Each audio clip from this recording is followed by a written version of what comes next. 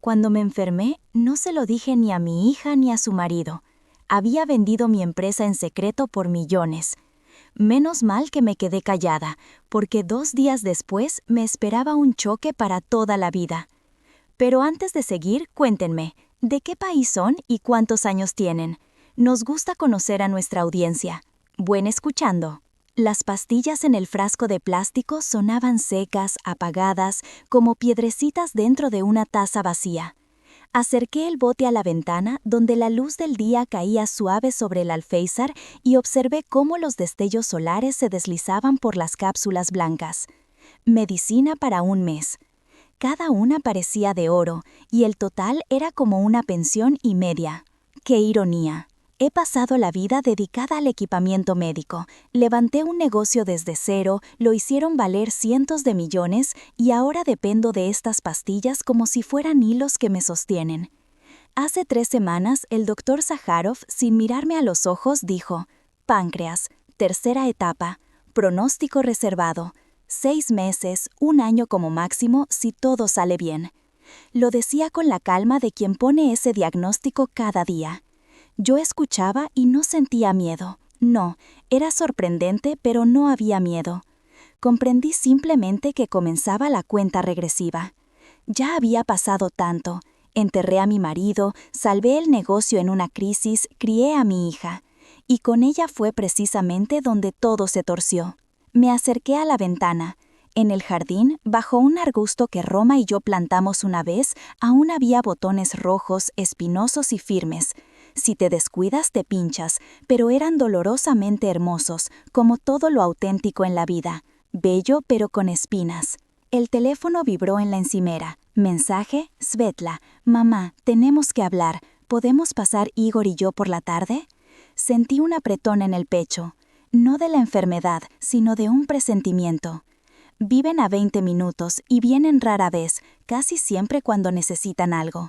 La última vez me pidieron que fuera aval de un crédito para el coche. Se habían decidido por un BMW. Antes de eso cuidé del perro cuando se fueron de vacaciones a Georgia. Empecé a teclear: claro, hija, prepararé algo, pero borré el mensaje. A las 6 en punto, siempre he confundido por años la bondad con la debilidad. Creía que ceder era amar. Luego aprendí que cuando das todo, dejan de valorarte. Especialmente los tuyos, especialmente la familia. A las 6 en punto llamaron a la puerta, como si siguieran un horario. Miré por la mirilla. Sveta llevaba mi bolso nuevo, el que le regalé por su cumpleaños. Se acomodaba el cabello con indiferencia y Igor miraba el reloj. Rolex, si había que creer en la caja que me tendió para que la firmara como inversión. Abrí. Hola, mamá. Sveta me abrazó rápido, de forma protocolaria, como se abraza a una colega, no a una hija. Los acompañé al salón. La casa seguía tal como la dejé con Roma: muebles de madera, luz suave, fotos en las paredes, la boda, el nacimiento de Sveta, la dacha, el mar. Todas esas cosas ahora me sonaban ajenas, no porque hubiera pasado el tiempo, sino porque se habían ido sin retorno. Se sentaron al borde del sofá, como en la sala de espera del notario. Mamá, Igor y yo hemos pensado, comenzó Sveta con el tono que usa en las reuniones para explicar a los empleados lo que conviene a todos. Tú estás sola en una casa tan grande, todo depende de ti, las cuentas, la compra, las medicinas, nos preocupamos. Tengo 72 años, no 90, respondí con calma. Y sigo pagando todo yo, no debo nada. ¿Por qué tanta preocupación? Igor se inclinó hacia adelante, con aire profesional. Lo entendemos, Alena Ivanovna, pero con su estado quizá debas replantearte el estilo de vida. Por ejemplo, mudarte con nosotros o a una buena residencia. Allí hay médicos, cuidados, vigilancia, será más seguro. Guardé silencio, no por falta de respuesta, sino para memorizar su tono, la formulación exacta. ¿Y la casa?, pregunté bajo. ¿La piensan alquilar o vender de una vez? Se miraron con la complicidad de quienes ya han hablado cada paso. Ahora el mercado está bien, dijo Igor. Tu casa al mar, en una zona prestigiosa, hay que ocuparse de eso. Y con el dinero te ayudamos, lo invertiremos bien, yo mismo me encargo. ¿Y las medicinas? Yo le conté que estaba recibiendo quimioterapia y que las pastillas no eran baratas. Sveta suavizó un poco la voz. Lo sabemos, por eso queremos hacernos cargo de parte de las preocupaciones. Hay esquemas más económicos, otras clínicas, incluso fuera del país. Lo vamos a mirar, mamá. Bajé la vista. La palabra más económico flotó en el aire como un segundo diagnóstico. Pensé en las cápsulas en el frasco, en las consultas, en la posibilidad de estirar la vida medio año, un año, en el plan que me había propuesto Sájarov y en lo rápido que ellos estaban dispuestos a renunciar a ese plan por conveniencia. Lo pensaré, dije. Se levantaron casi de inmediato. Pero no tardes, añadió Igor mientras se ajustaba la chaqueta. Cuanto antes mejor. Cuando la puerta se cerró, me quedé sola en la sala. No encendí la luz, simplemente me senté a mirar por la ventana. Gotas de lluvia comenzaban a deslizarse por el cristal. Lo entendí todo. No habían venido a conversar, sino a comunicar una decisión ya tomada. Solo quedaba formalizarla. Y en ese instante comprendí, había que actuar, de inmediato. El teléfono vibró, número desconocido. Estuve a punto de colgar, pero algo me detuvo. Aliona. La voz era suave, cálida, con acento. Soy Mijaíl Santos. Espero no ser demasiado tarde. Me enteré de tu enfermedad, de todo. La garganta se me secó. Me dejé caer de nuevo en el sillón. 30 años de silencio se evaporaron como si nunca hubieran existido. ¿Mijaíl? Repetí incrédula. ¿De dónde? Siempre supe dónde estabas, Aliona, por conocidos comunes. Escuché que estabas enferma, que el diagnóstico era serio. Hoy ya no pude contenerme, tenía que llamarte. Debía hacerlo antes, pero no sabía si debía. 30 años atrás. No era amor lo nuestro, no, era algo más, callado, maduro, casi imposible. Después de la muerte de Román, cuando apenas aprendí a respirar de nuevo, él apareció en mi vida. Trabajaba en nuestro almacén, había llegado de Georgia, vivía en un piso modesto, discreto, pero con una mirada que parecía comprenderlo todo. Estuvimos juntos poco tiempo. Luego se marchó, su madre enfermó y regresó a su tierra. No lo retuve, aunque quise. ¿De verdad lo sabes? Susurré. ¿Sí? Cáncer de páncreas, tercera etapa. Lo oí de gente del sector médico. Y también sé que tu hija y su marido ya planean acomodarte en una habitación y vender la casa. Todo lo disfrazarán de cuidado. Guardé silencio. Dime la verdad, continuó. ¿Quieres pasar los últimos meses viendo cómo se froten las manos pensando en qué harán con tu herencia? ¿Y tú qué propones? Desaparece, Aliona. Haz que crean que te rendiste, pero en realidad empieza de nuevo. Ven conmigo. Tengo una casa frente al mar, contactos en el medio médico, una buena clínica. Tendrás tratamiento real, no barato ni público. Me ocuparé de todo, como debía hacerlo hace 30 años.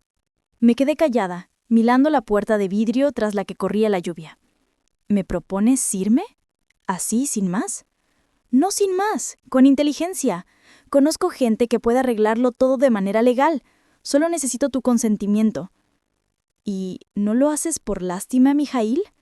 No, por amor. Así de simple. Te amé y te amo toda mi vida. Cerré los ojos con fuerza y sentí miedo, pero no por el diagnóstico, ni por la idea de mudarme, sino por la posibilidad de rechazarlo. Necesito pensarlo, murmurar. Claro, pero no tardes. Sé cómo actúan esos hijos. En cuanto tengan acceso a tu dinero, dejarás importarles. Ni siquiera te comprarán medicinas. Te daré mi respuesta mañana. Te esperaré, Aliona. Pero recuerda, no mereces ser un cojín en el sofá de tu hija. Mereces una vida, la última, pero tuya. Después de la llamada me quedé en la oscuridad mucho rato, inmóvil. Luego me levanté, fui a la cocina, saqué del armario una carpeta vieja con documentos, libretas de ahorro, testamentos, papeles del negocio. Me senté a la mesa y empecé a ordenar. Siempre fui calculadora, no en mal sentido, sino precisa. Planeaba, evaluaba. Ahora debía hacerlo de nuevo. Abrí el portátil y busqué vuelos Moscú-Tiflis. Salí de las 23:47 desde Vnukovo. Un asiento libre. Miraba el botón de comprar como quien mira un precipicio. Un clic y ya no habría regreso. Pasé 3 horas revisando papeles. Historias médicas, documentos bancarios, cartas del seguro, recibos antiguos. Comprobé que todo estuviera en orden. Anoté instrucciones, qué transferir, qué dejar, qué accesos cancelar. Lo hacía sin miedo, como si me pusiera en orden. Luego marqué el número de Robert, mi abogado. «Robert, ¿duermes?» «Aliona, es de noche. ¿Qué pasó?» «Necesito urgentemente revocar el poder a Svetlana, reescribir el testamento y transferir parte de los activos al extranjero, hoy mismo, si es posible». «Estás completamente lúcida. Simplemente al fin despertaste. ¿Puedes estar en mi oficina en 2 horas?» «Sí, solo explícame en el camino». «Te lo explicaré todo». La reunión fue en silencio. Robert escuchaba sin interrumpir. Después dijo: «Todo esto es legal. No huyes de la ley. Te proteges. Pero entiendes que después de esto, tu relación con tu hija quedará terminada para siempre. Ya lo está desde hace tiempo. Solo lo reconoceré jurídicamente. Firmamos todo. La revocación del poder, las modificaciones del testamento, un nuevo contrato con un fondo de inversión extranjero. Cuentas intocables bajo cualquier circunstancia. Limpio, seguro, con sellos. ¿Y cómo explicarás tu desaparición? Dejaré un rastro. Un informe de viaje a Suiza para tratamiento. Incluso tengo cita en una clínica oncológica allí. Que me busquen allá». Al amanecer, la ciudad aún dormía, pero yo ya sabía, mi vida apenas empezaba. En el avión reinaba el silencio. Algunos dormían, otros miraban por la ventanilla, otros leían. Yo, sentada junto a la ventana, con el cinturón abrochado y un vaso de jugo en la bandeja, veía desaparecer Moscú bajo el ala. La mente en blanco, sin miedo, sin ansiedad, solo la sensación de haber exhalado tras una tensión interminable. El teléfono seguía encendido en mi bolsillo. No lo apagué. Quería escuchar, no sé por qué, cómo reaccionaría Svetlana. ¿Interés? ¿Tal vez curiosidad?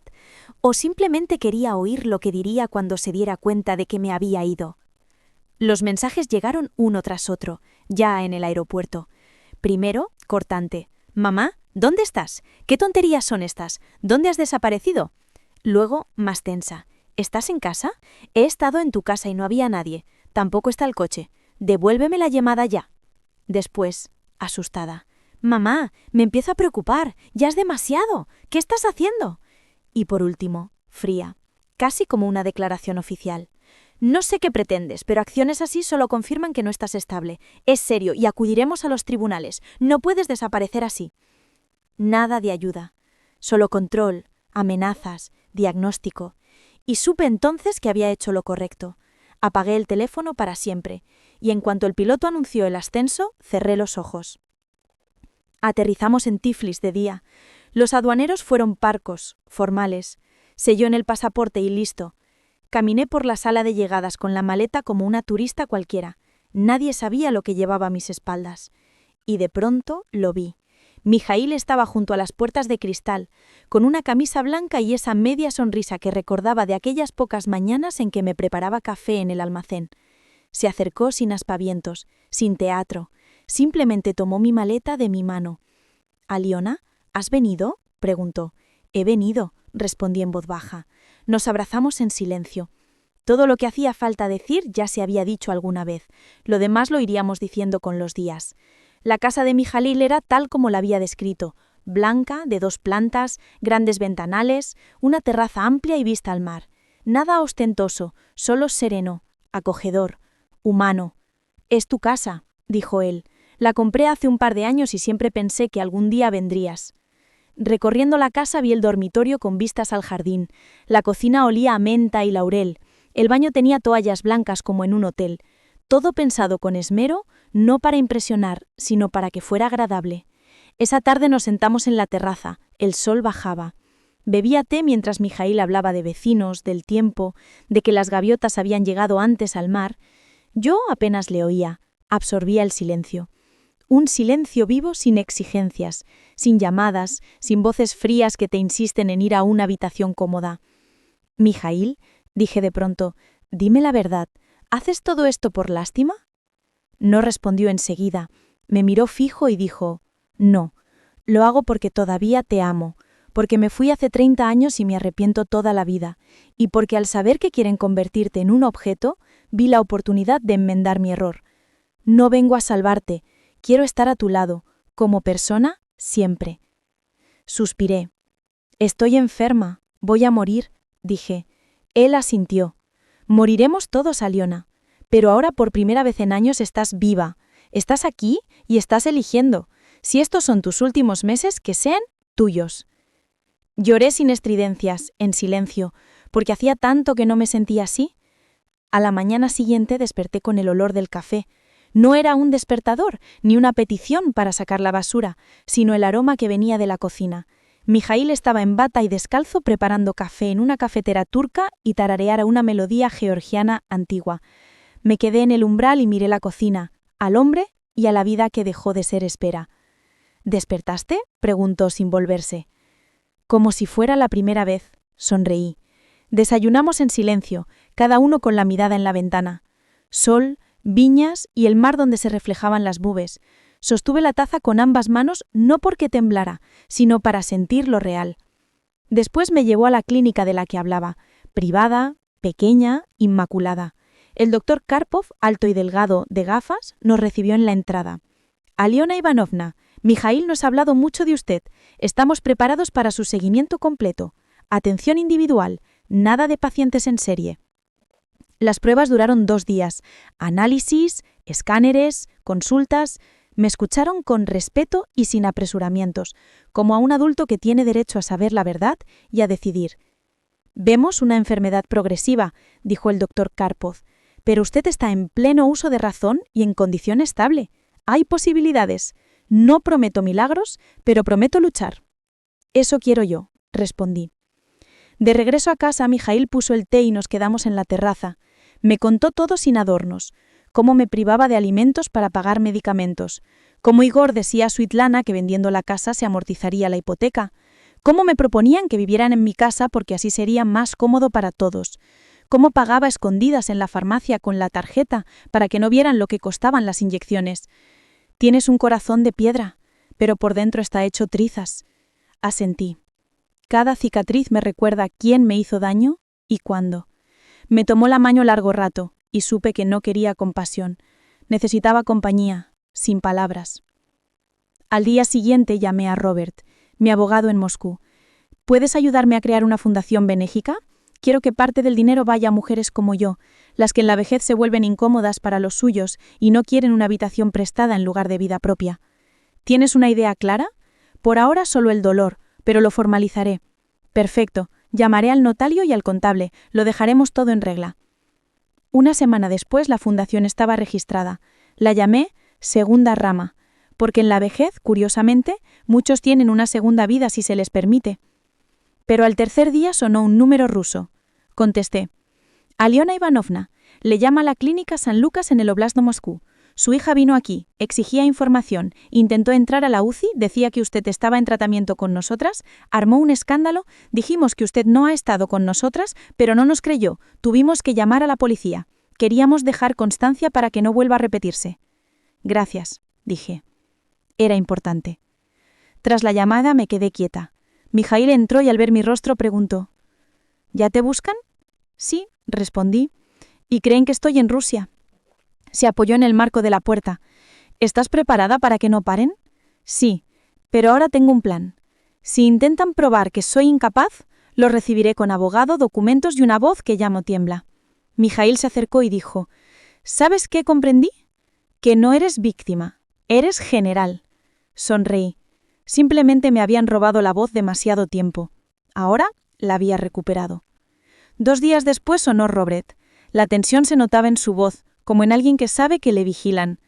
Aliona Ivanovna, no quiero alarmarla, pero vinieron a vernos. ¿Quién? Vinieron un investigador con un requerimiento. Usted pudo haber sido incapaz en el momento de revocar el poder. Trajeron un dictamen. No oficial, pero elaborado. No firma, pero se ve que lo encargaron. Ad hoc. ¿Quién lo pidió? No lo dice, pero las orejas apuntan. ¿Adivina de quién es? ¿De Svitlana? Su hija figura entre los interesados y su marido también. Escuche, Aliona, no se detendrán. Será juicio. Quieren declararla incapaz para recuperar acceso a las cuentas. ¿Está preparada? Respiré hondo. No tengo miedo. Entonces prepararemos un informe de nuestra clínica. Lo firmará personalmente el doctor Karpov. Su opinión tiene peso. En el tribunal será reconocida. También reuniremos testimonios, copias de grabaciones donde la obligaban a ceder sus bienes. Haz todo lo necesario, respondí. Colgué el teléfono y, otra vez, no sentí miedo, sino determinación. Svetlana e Igor pasaron al ataque.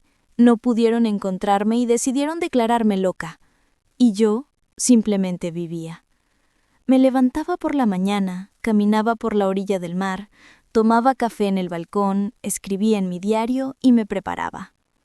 Miguel no intervenía, solo estaba a mi lado. No decía palabras altisonantes, no juraba que me protegería de todo. Y justamente por eso me era tan querido. Él sabía que yo no necesitaba un salvador, necesitaba un aliado. Una semana después llegó la carta oficial, un sobre con sello, una citación judicial. En el marco del proceso civil se la convoca a la audiencia sobre reconocimiento de incapacidad parcial. Demandantes: Svetlana Igorevna e Igor Sergeyevich. Motivo: comportamiento inestable, rechazo voluntario de tratamiento médico, sospecha de trastorno psicológico, acciones financieras de riesgo. Me reí. Primero nerviosa, luego con ganas. ¿De verdad pensaban que podían sacarme del tablero tan fácilmente? ¿Justo ahora que apenas comenzaba a jugar según mis propias reglas? Llamé a Miguel y le dije: vámonos a Moscú. Él no preguntó nada, solo dijo: ¿cuándo? Mañana. Volamos sin ruido, sin primera clase ni escoltas. Solo 2 personas, una mujer mayor y un hombre que llevaba su maleta. Roberto nos esperaba en la entrada del tribunal, carpeta en mano, rostro sereno, de profesional. Todo listo. Tenemos el informe médico oficial. 3 grabaciones donde la presionan para vender la casa y su historial clínico completo. Es más que suficiente. Entramos en la sala. Svetlana e Igor ya estaban allí, trajeados, seguros, como si asistieran a una entrega de premios y no a un juicio. Cuando me vio entrar, Svetlana se tensó. No esperaba que yo apareciera.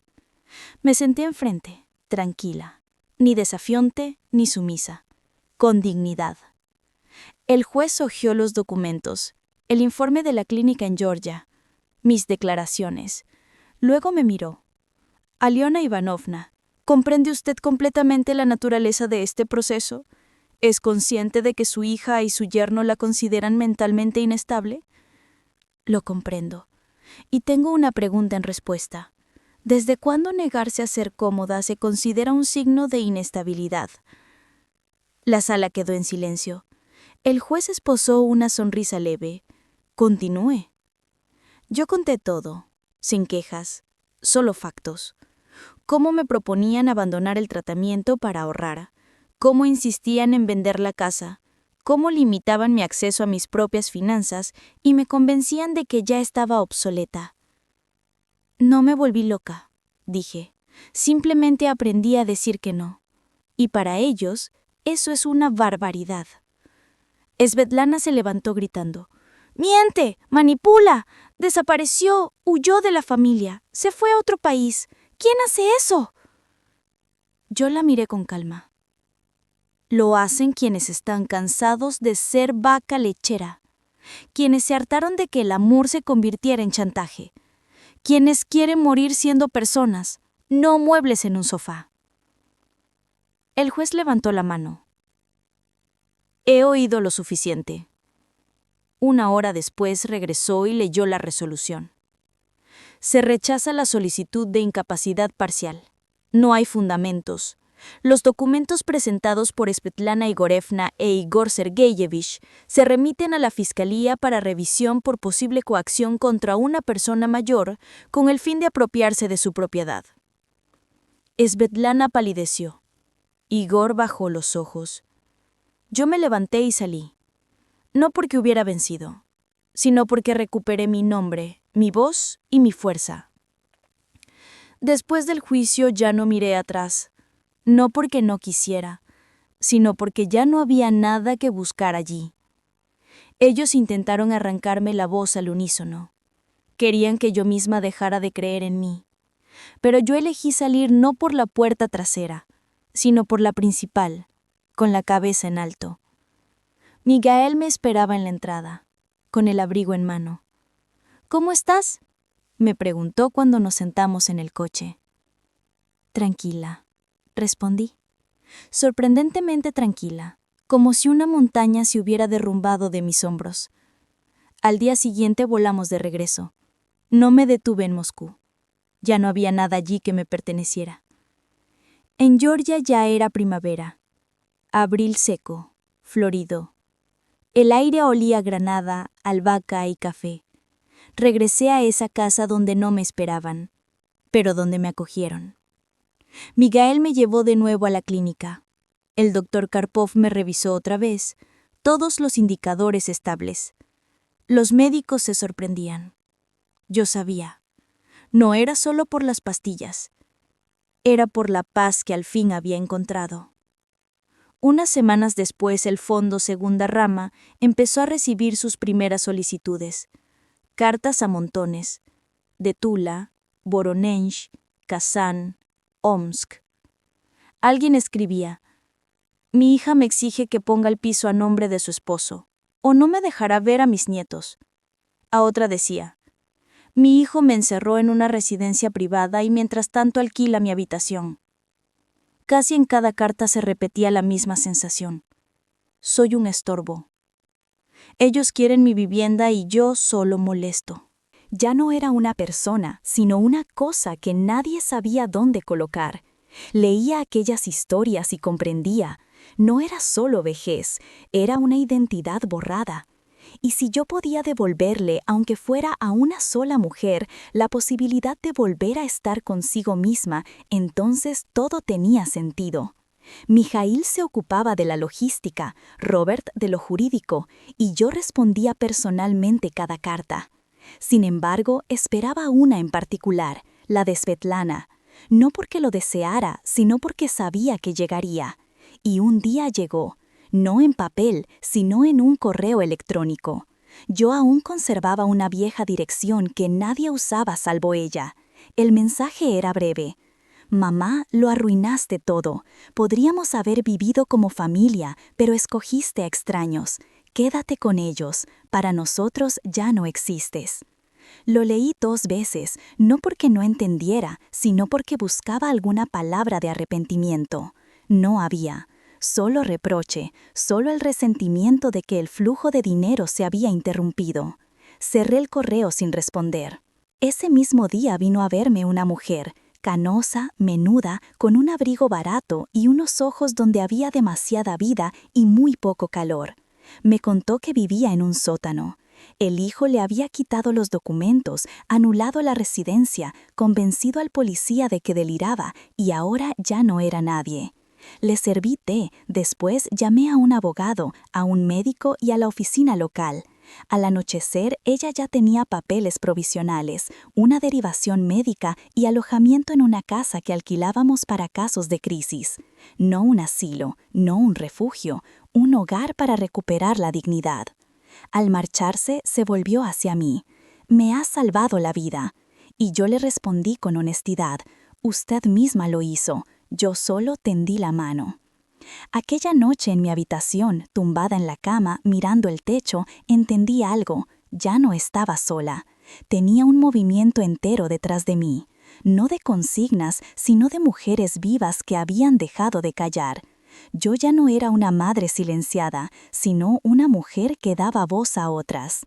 A la mañana siguiente desperté antes de lo habitual. El sol aún no había salido, pero la habitación estaba iluminada por una claridad interior. Salí al balcón, me senté en una silla de mimbre, me cubrí con una manta.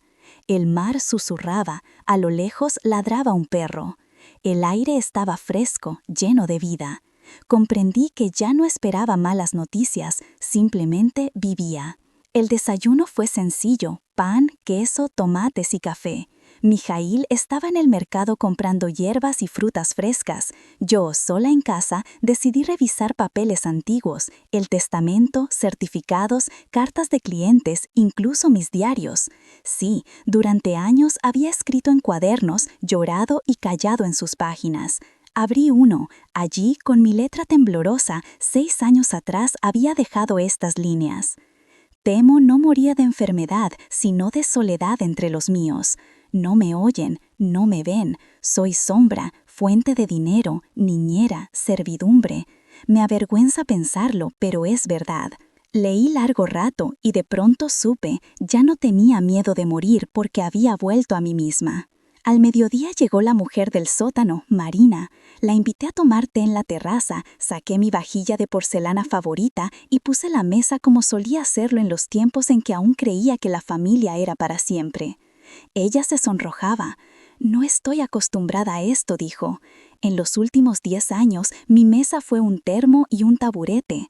«Ahora tienes taza y silla», respondí. «No eres invitada, eres persona y eso te da derecho». Hablamos largo rato. Me contó que tras la muerte de su marido, su hijo empezó a cambiar cerraduras, cortar el gas, quedarse con su tarjeta. Luego trajo a su novia, que repetía, «¿Para qué está aquí? Hace tiempo que debería estar en un asilo». Y yo empecé a callar, dijo Marina, para no empeorar las cosas, y el silencio se volvió costumbre. «Te entiendo», le respondí. A veces el silencio grita más que un alarido. Lástima que nadie lo escuche hasta que llega la desgracia. Al anochecer regresó Mijaíl con manzanas, nueces y miel. Se sentó con nosotras, escuchó sin interrumpir y finalmente le dijo a Marina, «¿Quiere quedarse aquí? Tenemos una habitación libre mientras se recupera». Ella lloró por primera vez en mucho tiempo. No con desesperación ni queja, sino en un llanto profundo, como si se disolviera la sal acumulada de todos esos años. La cubrí con una manta y comprendí. No solo vivo en esta casa, la hago vivir. Esa noche, ya dormida Marina, salimos con Mijaíl a la terraza. Sobre la mesa, bajo la luz del farol, había una pila de cartas nuevas. La asistente había dejado arriba las más urgentes. Tomé una, la abrí, leí las primeras líneas y me quedé inmóvil. «Aliona Ivanovna, usted no me conoce, pero soy la hija menor de su hermana. Mamá ha muerto, y entre sus papeles encontré una foto suya con una dedicatoria. No sabía que estabas viva. Si de verdad es usted aquella Aliona, por favor escríbame. Quiero saber quién es». Dejé la carta sobre la mesa y de pronto comprendí. La vida no había terminado, simplemente había tomado otra rama. Pasaron 6 meses. Volví a vivir a mi propio ritmo, sin horarios, sin mirar atrás, sin esperar golpes bajos. Las mañanas empezaban con el rumor del mar, el aroma de café recién hecho y el silencio. Un silencio real, vivo, que nada interrumpía. Había aprendido a levantarme sin ansiedad porque ya nadie intentaba acomodarme, administrarme o facilitarme la existencia. El tratamiento avanzaba bien. El doctor Karpov era prudente en sus pronósticos, pero hace poco pronunció unas palabras que atesoré. «Observamos una remisión estable. No tiene solo meses, tiene tiempo». Y yo sabía cómo usarlo. Con Mijaíl habíamos diseñado la idea de un centro para mujeres mayores, como yo. No un asilo, no un refugio, sino un espacio de elección. Un lugar donde la persona vuelve a ser persona. No paciente, no carga, sino alguien con historia, con libros, con gustos, con opiniones, con su propia taza en la cocina. Mijaíl se convirtió no solo en compañero, sino en socio. Nunca lo llamamos familia, pero lo que había entre nosotros era verdadero y bastaba. Una mañana recibí un mensaje de Robert. Svetlana e Igor se divorciaban. Crisis financiera, deudas, estrés. Después del fracaso en el juicio, todo se les vino abajo. Lo leí y no sentí nada, ni rencor, ni dolor. Solo una tristeza leve, casi filosófica. No por ellos, sino por lo que pudieron haber sido si hubieran elegido el corazón en lugar de la conveniencia. Después llegó un correo del fondo, la primera solicitud. Una mujer de Podolsk, con 3 hijos, viviendo en una vieja comuna. De repente, su hijo y la nuera decidieron cuidarla. Con ese pretexto la llevaron a juicio intentando declararla incapaz.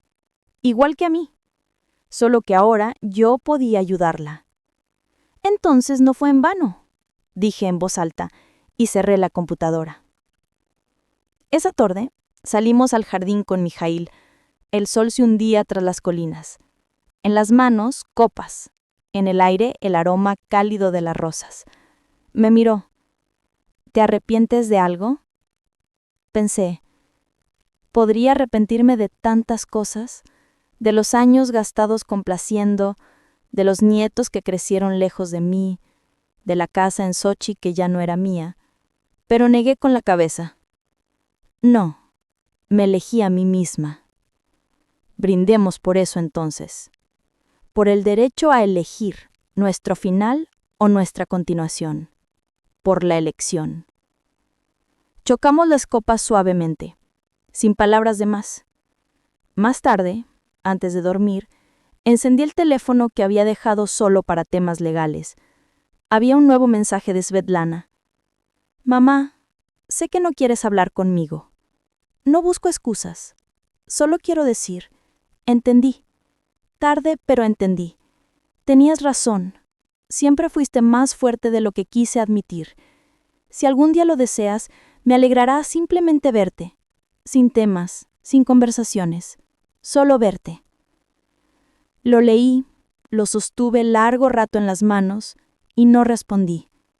No por rencor, simplemente porque ya no tenía nada que decir. A veces las historias terminan en perdón. La mía terminó en justicia.